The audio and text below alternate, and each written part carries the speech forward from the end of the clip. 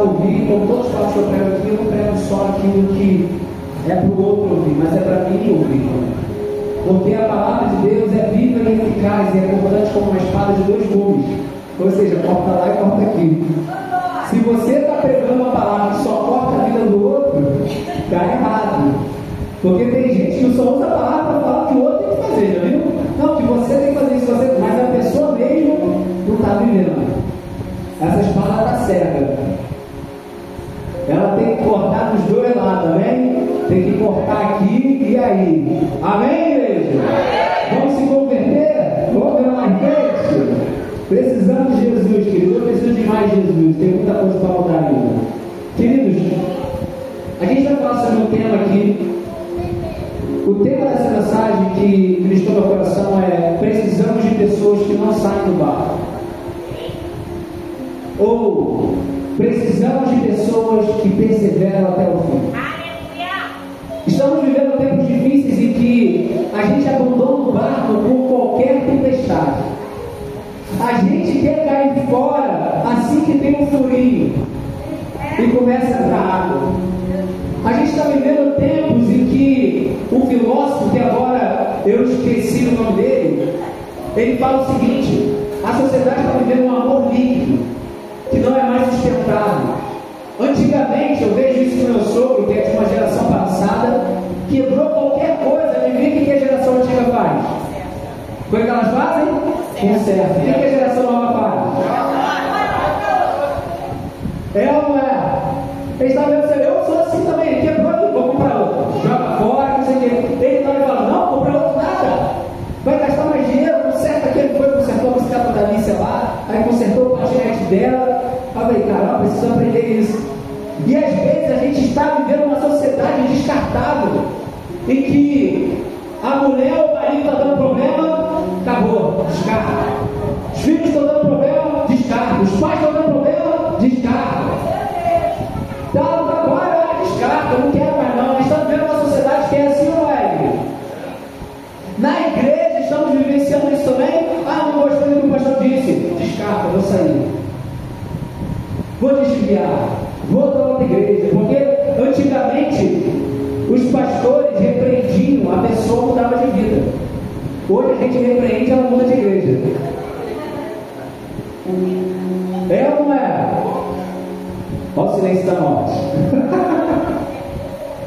É tempo de voltar ao primeiro amor e entender que ninguém aqui é perfeito e nós precisamos estar abertos a ouvir verdades que às vezes estamos querendo ignorar. Verdades que às vezes nós somos grossos demais ou grossas demais. Verdades que às vezes nos falta humildade para reconhecer nossos erros. Verdade, às vezes, que precisamos ser mais comprometidos com a obra de Deus.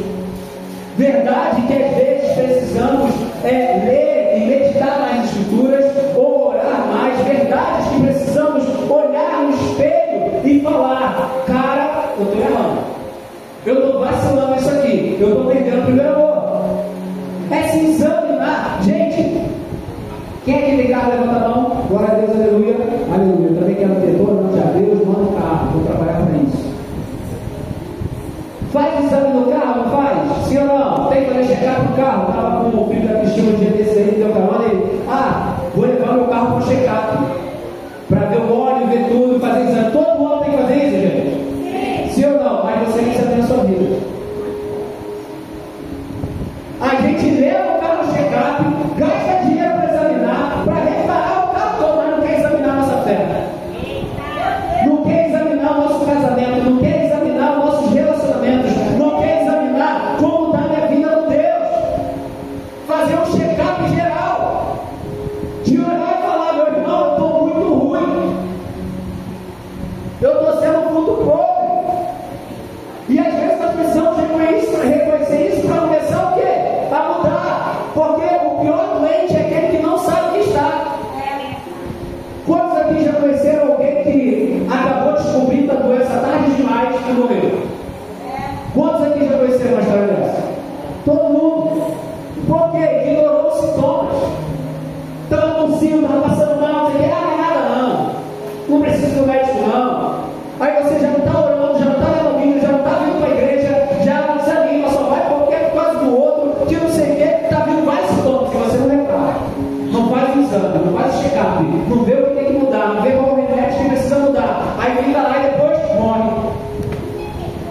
morre da fé, morre antes de viver os milagres, morre antes de viver as promessas que Deus tem para você. Mas fala, hoje não. Hoje eu vou fazer o check-up. E ninguém quer fazer check-up não, tá vendo? Vocês não querem, gente. Ninguém quer fazer, é mais fácil fazer o check-up da vida do outro. É mais fácil fazer o check-up do pastor. Que o pastor deveria fazer isso, isso aqui. E você, como ovelha, o que está fazendo? É mais fácil ver o check-up da esposa. Que minha esposa não é isso, não é isso aqui. E você, como marido, qual é o check-up? Ou você, como esposa, o check-up do marido. Esse isso que está falando. E a sua, como esposa? Que às vezes a pessoa fala assim: meu marido é um cavalo, mas você também é uma égua. Dá patada em tudo. Aí tem que ser o marido seja um príncipe. Tem que ter o marido se trate como uma rainha. Sim, mulheres. Trate ele como rei. A mesma forma, marido, quer que a sua esposa te trate como rei? Trate ela como uma rainha. Cadê a mulherada? Cadê a mulherada? Porque é fácil, a gente sempre quer fazer o check-up do outro, a vida do outro, o que tem que mudar no outro, mas a gente não quer olhar para. Então, querido, precisamos de pessoas que fiquem no barco quando o vento sopra forte, quando a tempestade vem, quando a doença vem, e ainda assim eu estou junto com você. Porque estamos vivendo numa sociedade que o divórcio aumentou ou diminuiu? Muito ou pouco? A gente está vivendo uma sociedade em que os pais estão abandonando os lares? Muito ou pouco? E agora até mães que estão abandonando os lares? Muito ou pouco? Aonde vamos parar se não vivermos o Evangelho? Vamos de mal a pior. E por isso precisamos, em primeiro lugar, fazer check-up na nossa casa. Fazer check-up no nosso casamento, fazer check-up na nossa vida com Deus, fazer check-up na nossa igreja e falar como podemos melhorar, como podemos crescer, o que eu tenho que fazer que eu não estou fazendo, o que eu parei de fazer na minha jornada que está me atrapalhando a fé. Eu vou ler aqui, Thalita, se você conseguir colocar aqui 3 textos que a gente vai falar aqui rapidamente sobre esse tema. Precisamos de pessoas que perseveram. Sabe, eu não quero ter uma esposa que só fica comigo no lado bom. Eu quero ter uma esposa que fique comigo na saúde, na doença, na pobreza e na riqueza. Mas hoje o povo só quer o quê? Na riqueza, na bonança. Sim ou não, igreja? Mas aqui não, né? Aqui não, né, Satanás? Aqui só tem crente firme que fica na saúde, na doença, persevera. Salva de palmas a minha esposa do Adalberto ali, ó. A Adalberto foi feita, ele estava ali. Ah, tinha esquecido. Gente, lembra no final a gente fazer um bom para orar pelos enterros novamente que a gente está fazendo. Eu esqueci, eu fazendo essa pregação, mas como eu disse, a pregação me lembro no final, senão eu esqueci. Tem o filho da Cristina, o neto da Cristina, para a gente orar, para ver. Tem outras pessoas também que estão da nossa igreja. Tem também a cliente da Chile também, que a gente vai orar pela cura. Amém, igreja? Amém. Vamos orar. Atos 27, 30, 31. E depois Lucas 22, 45, 46. Eu vou ler bastante rápido para não perdermos muito tempo. Atos 27, versículo 30 diz assim: procurando, porém, os marinheiros fugir do navio e tendo já lançado o bote ao mar, ao pretexto de lançar âncoras pela proa, disse Paulo ao centurião e soldado: se esses pularem fora do navio, se não ficarem no navio, todos vamos perecer. Isso aqui é um enredo que Paulo estava no barco, e o barco começou a passar por baixo, tempestades, eles começaram a ficar desesperados, os marinheiros já estavam querendo pular fora do barco. Mas, gente, sempre é mais fácil o quê? Pular fora. Está dando dor de cabeça, vou pular fora. Vou trocar o marido, só vai mudar o problema, minha querida. Vai trocar a esposa, só vai mudar o problema. A gente quer pular fora. A igreja está dando problema, vou pular fora. Querido, não saia do barco. Fala para o seu irmão do lado: não saia do barco. Se estamos aqui, vamos chegar do outro lado juntos. Amém. Vamos chegar à glória juntos, porque precisamos de uma geração que cria raízes. Porque uma planta que é arrancada toda hora e para no lugar, arranca e bota no lugar, arranca e bota no lugar, ela vai crescer. Ela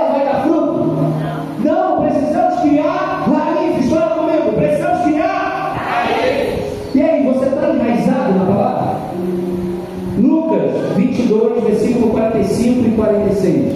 Lucas capítulo 22, versículo 45 e 46. A oração do Getsemane, em que Jesus estava suando frio ali, pedindo se impossível for, afaste-me esse cálice. Olha que depois de orar, ele se levantou e olhou para o lugar onde os discípulos estavam e os encontrou dormindo, pois a tristeza deles era muito.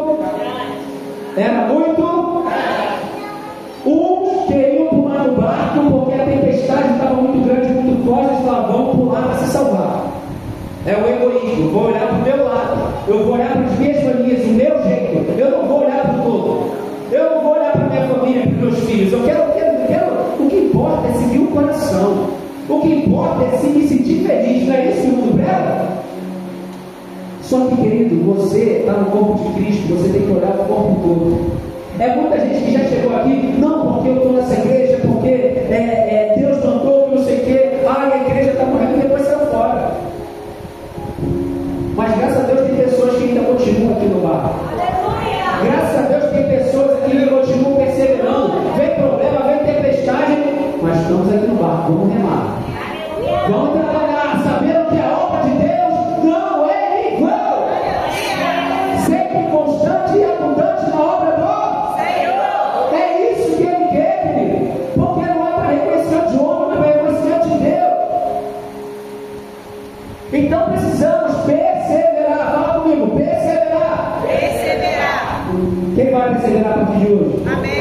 Eu não sei que notícia ruim, que tempestade chegou no seu barco, na sua casa, na sua família, no seu trabalho, e você está querendo cair fora. Você está querendo jogar o bote, e mas eu estou aqui para te lembrar. Ele não sabe. Volta. Permanece no céu da vontade de Deus. Querido, não é porque Deus te mandou que a tempestade não vai soprar. Quando Ele mandou os discípulos, vão adiante de mim, quando eu vou orar no monte, eles foram para o mar da Galileia, pegaram o barco e começaram a ir. Quando chegou no meio do mar da Galileia, a tempestade soprou. Sim ou não? O barco começou a afundar, começaram a ficar desesperados, sim ou não? Não tinha obedecido Jesus? E você acha que por obedecer Jesus não vai ter resistência? Você acha que por obedecer Jesus não vão se levantar opositores? Não vão se levantar caluniadores? Querido, os discípulos estavam com Deus encarnado aqui, sim ou não? Mas eles estavam muito. Você acha que o fato de você ter Deus às vezes não vai encontrar tristeza? Não vai ter momentos que você vai estar triste? Não vai ter momentos que você vai pensar em desistir? Eu penso às vezes. Quantas vezes eu estou em casa e eu fico, meu Deus, o que eu estou fazendo? Caramba, eu estou dizendo lá, você mais. Querido, eu entendi que eu estou aqui por Ele. Eu entendi que eu estou aqui no propósito por algo maior do que eu ou os meus problemas e minhas tempestades. Porque Ele é maior do que isso. Então, querido, vai ter momentos de aflições, vai ter momentos de enfermidade, vai ter momentos de tristeza, vai ter momentos de oposição. Mas isso não é para te desanimar, é para te ensinar a perseverar. Então, querido, tem gente querendo abandonar o barco, tem crente que enquanto tudo vai bem, está remando, sorrindo e cantando. Mas quando o mar se agita, quer pular. Mas eu vim pregar para alguém aqui essa noite, que Deus está levantando o povo que permanece. Deus está levantando alguém aqui que vai permanecer, independente das circunstâncias. Vai permanecer e vai lutar o bom combate. Vai saber que a nossa obra não é em vão, a obra de Deus não é em vão. Que vai continuar, não importa a tempestade que esteja soprando, eu vou chegar do outro lado. O que vai acontecer se a gente não desistir? O que vai acontecer se você não desistir? Igreja, você só vai saber se você não desistir. Então fala para o seu irmão, para de ser fraco. Para de pedir para sair. É para ficar, meu irmão. Entrou no exército de Cristo, é para batalhar, é para guerrear. Está doente, vai para o hospital, mas a igreja é o quartel-general. Fica no hospital, aí depois volta para a guerra, meu querido. Posso continuar, igreja? Então, querido, ficar no barco, ficar na presença, ficar na sua família, ficar na igreja, é a decisão de quem crê na promessa, não na circunstância. Não pula, não foge, não desiste, não troca de ministério, de seta, de propósito ou de fé. Porque tem gente que muda até de fé quando as coisas estão ruins. Posso continuar? Porque há uma geração, qual é essa geração que entende que o chamado não foge do compromisso? Obrigado, pastor. Tem só tem um crente avivado aqui, tem mais não? Cadê os crentes avivados? Querido, o chamado não nos isenta do compromisso. O compromisso requer disciplina, requer muitas vezes eu fazer o que eu não quero. Às vezes eu vim cansado, vim com artrose para a igreja como pastora. Com o joelho doendo, ela falou, tem compromisso algo maior do que eu. Porque tem gente que vai lá e falou, eu vou para o trabalho assim, eu vou para a igreja. Mas tem crente que choveu, eu vou para a igreja de novo. Aí está lá cantando, eu tenho um chamado. Chove, não vou para a igreja, deu problema, não vou para a igreja. Jamais vou me calar. Vamos converter, igreja. Gente que recebeu a promessa, mas quer abandoná-la no meio do caminho. Estamos vivendo uma geração que ama a unção, mas não suporta o processo. Mas eu vim liberar uma palavra aqui para alguém aqui nessa noite. Que precisamos de pessoas que perseveram, porque não basta entender o propósito, é preciso continuar, mesmo quando a tempestade vem, mesmo quando o vento contrário vem e sopra contra nós. Querido, o que faz o avião decolar não é o vento a favor, é o vento contrário. O que você está pedindo para Deus te livrar, na verdade, é o começo daquilo que vai fazer você voar para uma nova estação.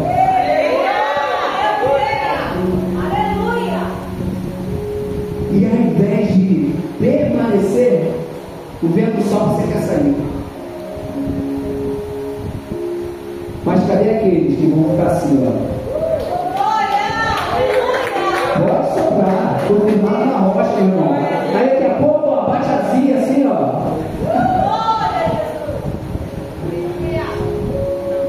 Queridos, é sobre isso, sobre permanecer.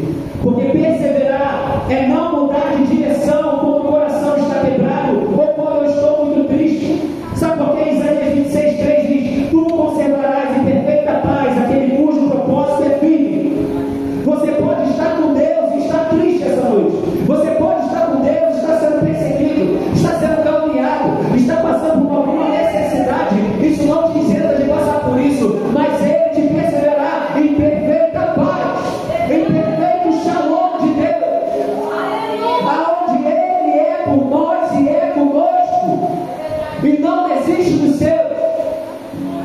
Ele continua sendo bom, mesmo quando as coisas estão ruins aos meus olhos. Deus continua te amando, mesmo quando as portas se fecham. Deus continua te amando, mesmo quando notícias ruins chegam. Porque a verdadeira paz não é a ausência de guerra, mas na presença dela, eu ainda assim ter paz em Deus. Porque essa verdadeira paz excede todo entendimento. E Ele fala em Filipenses: conservarás em perfeita paz. Querido, é para você vencer as batalhas para vencer Deus. Porque, querido, imagina um soldado na guerra desesperado, ansioso. Vai morrer mais fácil, sim ou não?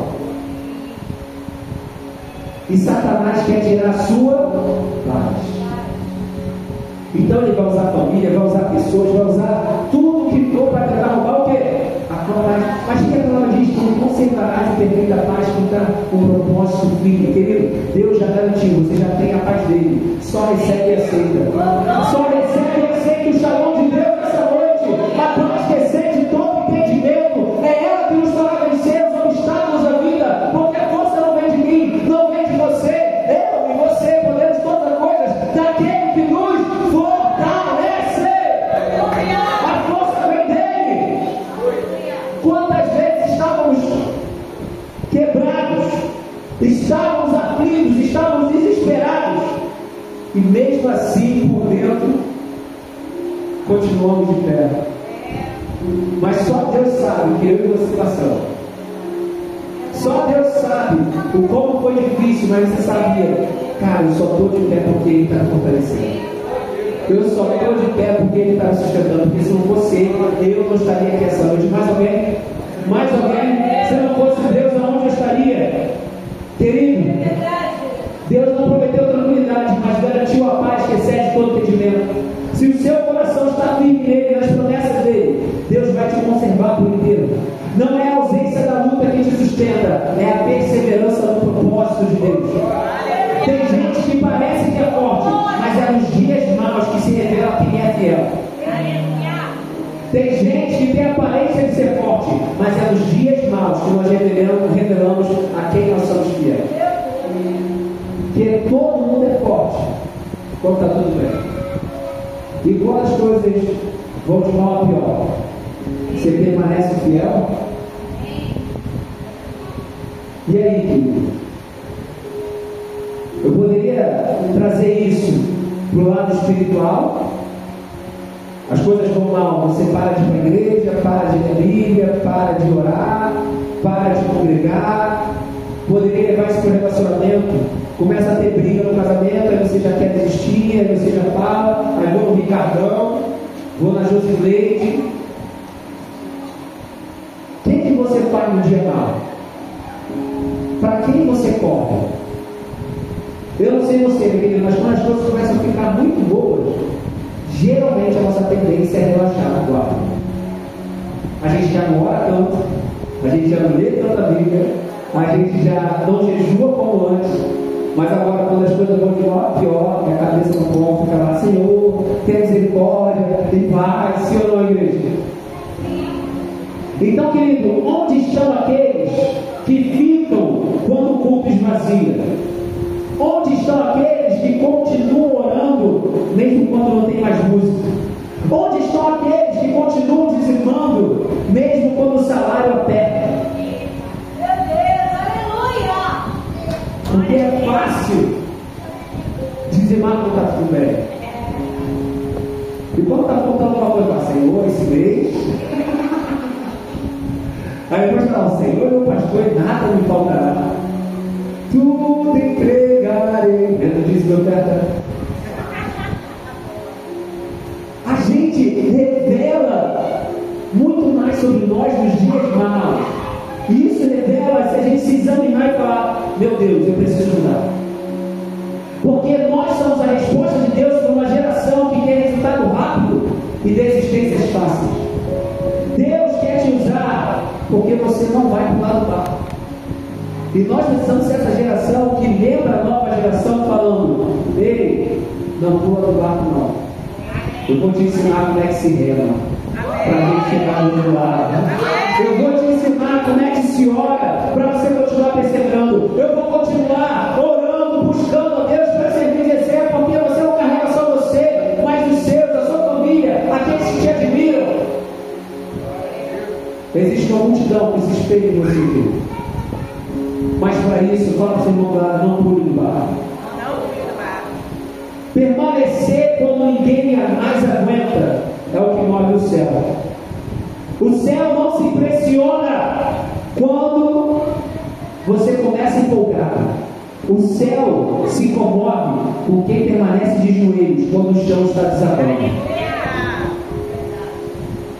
Querido, você foi chamado para remar até o fim.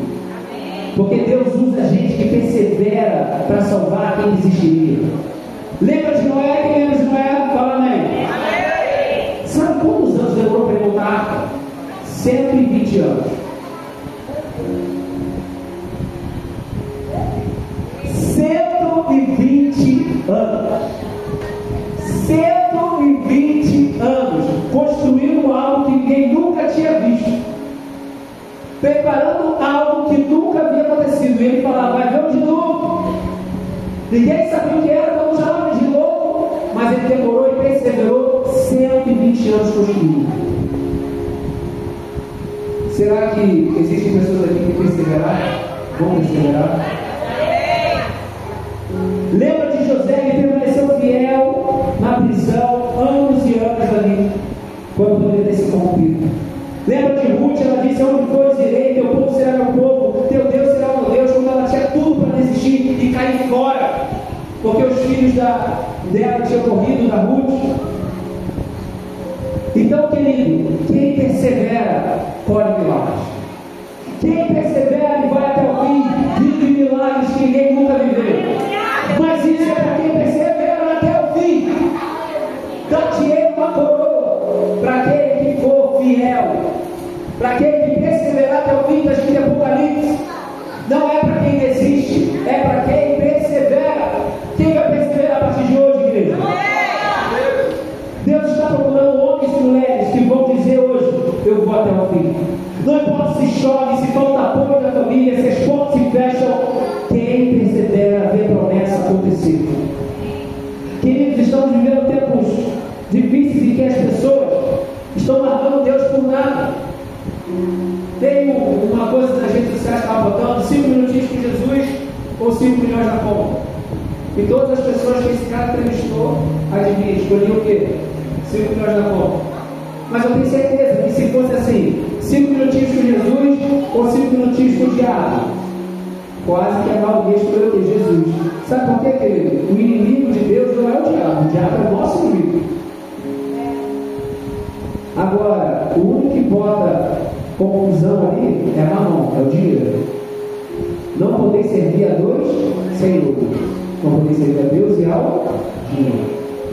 O dinheiro é o maior inimigo de Deus no tempo atual. Porque entre Deus e dinheiro, as pessoas estão escolhendo o quê? Dinheiro. E às vezes a gente se perde como se o dinheiro fosse solucionar a nossa vida, e não soluciona. Não soluciona. E não é o dinheiro, tá, gente? É o amor ao dinheiro que é a raiz de todos os males. Que você tenha muito dinheiro, que você fique milionário em nome de Jesus, mas que você não ame o dinheiro acima de Deus. Amém? Mas ame a Deus sobre acima de todas as coisas. Porque, querido, Deus quer te prosperar e vai te prosperar. Quem vai prosperar aqui financeiramente? Aleluia. Você vai poder honrar o Senhor, o seu dízimo, por sua oferta, ofertando, honrando outras pessoas, famílias. Querido, então, em nome de Jesus, outra coisa que eu quero dizer aqui, nesse momento que a gente viu ali, eles estavam muito tristes e Jesus fala: você não pode orar comigo. E ele é traído logo em seguida por Judas ali, que trai ele com um beijo. Jesus era perfeito, gente? Sim ou não? Jesus era perfeito? Sim. Era santo? Sim. Sem pecado nenhum? Sim. Foi traído, teve que lidar com pessoas difíceis, teve que ser injuriado pela própria família, e mesmo assim ele não desistiu. E quem é você e eu para achar que não vamos lidar com pessoas difíceis? Ele não parou, ele não desistiu, ele não amaldiçoou. Jesus lidou com hipócritas, Jesus lidou com fariseus, com pecadores insuportáveis, mas ele não deixava de amar, servir e pregar. Sabe por quê? Eu não venço mal com mal, eu venço mal com bem. O que os outros fazem diz mais respeito sobre eles, não sobre mim. E eu não vou deixar isso me corromper, nem você pode deixar isso me corromper. Então, igreja, para terminar aqui, a noite mais escura de Jesus foi marcada por traição, abandono e dor. A noite mais difícil de Jesus, ele estava suando sangue, pedindo para Deus, se possível, que afastasse aquele cálice. E nessa hora, como se não bastasse, ele foi traído com um beijo. Para aquela pessoa que dormia, comia e bebia com ele, dizia que ele amava. Satanás sempre vai atacar no nosso momento de necessidade. É o momento de dor, é o momento de opressão, é o momento de tristeza. Ele sempre vai te querer te colocar e te destruir. Mas Jesus, ainda assim, permaneceu fiel ao propósito. E diz que os discípulos, alguns pegaram a espada e Pedro cortou a orelha de Malco, e Jesus pegou a orelha e curou a orelha. Jesus não deixou de curar, mesmo quando aqueles homens vieram prender ele. Não se deixe corromper pelo que os outros falam ou dizem de você. Você será promovido no reino de Deus quando aprender a servir, mesmo ferido. E isso não é fácil. Hoje a gente estava na célula e as pessoas conversando, aí a Thalita falou assim, pô, eu tenho que aprender isso com o Juanito, porque ele consegue tratar as pessoas do mesmo jeito, mesmo que as pessoas me fazem mal, ele fala, porque não sou eu. Não sou eu, é Cristo em mim. Porque se eu deixar o Juanito querer resolver tudo, não vai dar bom. Mas quando eu boto Cristo e falo, Jesus, o que você faria? Querido, Jesus, como falou, Pai, perdoa ele, porque eles não sabem o que fazem. É que Jesus viu uma realidade que eles não viam. Ele via que o tempo das trevas tinha chegado e o inimigo estava usando aquelas pessoas. Tanto é que se você lê o capítulo 22, ele fala, vocês só estão conseguindo me pegar agora porque a hora da treva chegou. Então Jesus viu uma realidade que as pessoas não viam. Então quando a pessoa fala mal de mim, eu sei que é o diabo usando. Às vezes o diabo está usando as pessoas para falar mal e você fica, ai, nossa, querido, Jesus perdoou Judas. Sim, pô, tu me traga um beijo, Judas. Mas sabe o que Jesus fez em seguida, depois? Ressuscitou e você não vê ele falando mais de Judas. Ele continuou pregando, continuou amando, continuou servindo. E tem gente se remoendo por dores de traição do passado. Ah, que o fulano, que o ciclano, que se não tivesse acontecido isso na minha vida, e aí você não vive o propósito de Deus, o futuro que Deus tem para você, por causa de uma traição do passado, querido. Continua servindo, continua amando, continua curando em nome de Jesus, continua fazendo o propósito de Deus, porque Deus vai acrescentar coisas maravilhosas em nossas vidas, porque se combate o mal com o bem. Perseverar é não mudar sua essência quando tudo à sua volta muda, é curar o outro enquanto arrancou ele. Porque o que pareceu traição, na verdade, foi aceleração.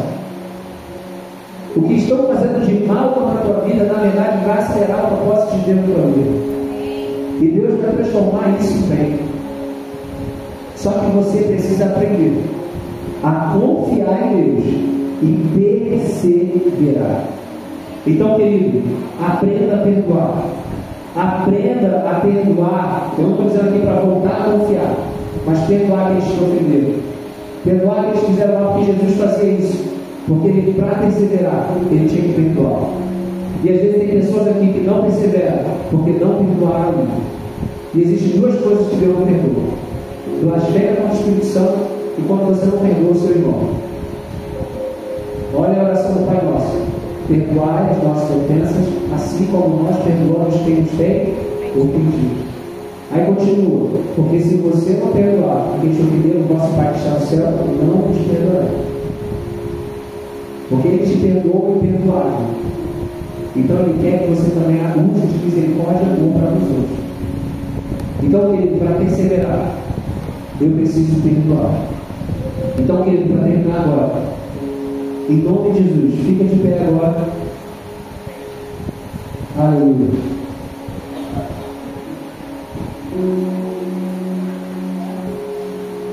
Deus trouxe essa mensagem para mim para falar, para eu perseverar. Porque grandes coisas vão acontecer se nós perseverarmos. Grandes coisas vão acontecer na sua vida se você perseverar. Amém. Não saia do barco. Não saia da presença de Deus. Não desista. Não mude a sua essência. Seja aquilo que Deus chamou para ser. Amém. Então, em nome de Jesus, querido, eu quero te fazer uma apelo essa noite. Deus está levantando uma geração aqui que não vai desistir. Deus quer levantar aqui pessoas que permanecem firmes no propósito. Pessoas que vão remar mesmo cansadas, adorar mesmo feridas, amar mesmo rejeitados. E se você sente que esse é o tempo de permanecer, eu quero te convidar a você falar com Deus e falar: Senhor, conta comigo. Se você ouviu essa mensagem e de alguma forma você já desistiu várias e várias vezes, você já se desviou, você já parou porque a tempestade soprou e você desanimou, eu quero te dizer essa noite: chegou o tempo de permanecer. Amém. Chegou o tempo de você voltar ao propósito.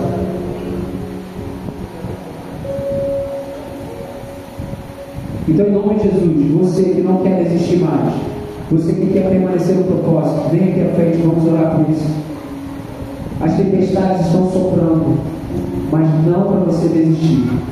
Deus me trouxe aqui essa noite para falar para mim e para você: não saia do barco, não saia do propósito. Existe alguém aqui que quer permanecer no propósito? Existe alguém aqui que quer contar com Deus e falar: Deus, me ajuda a permanecer, me ajuda a continuar. Se você quer viver milagres, você vai precisar perseverar. Vem aqui à frente em nome de Jesus. Você vai com a ajuda de Deus, porque Ele não desiste de você. Ele não desistiu naquela cruz quando tinha tudo para desistir, mas Ele se entregou por amor a mim e você. Existe alguém aqui essa noite que quer se render a Cristo, que quer se entregar de coração, de corpo e alma, falar: Deus, eu me rendo a Ti por completo. Em nome de Jesus. Em nome de Jesus. Aleluia.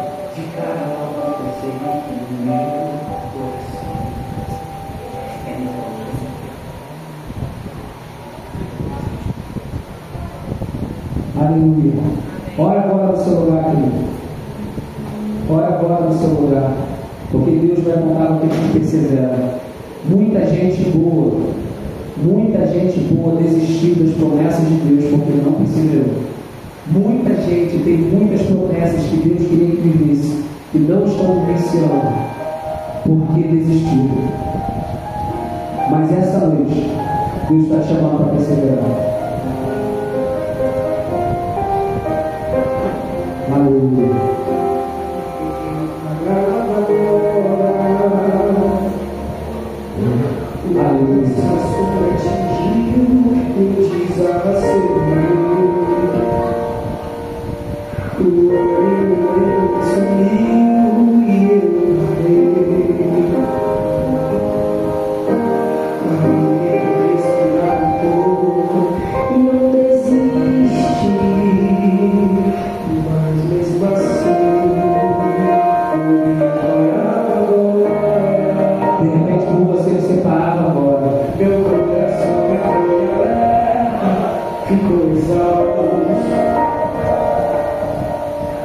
Eu sinto medo de me aberta e me deixa assustar.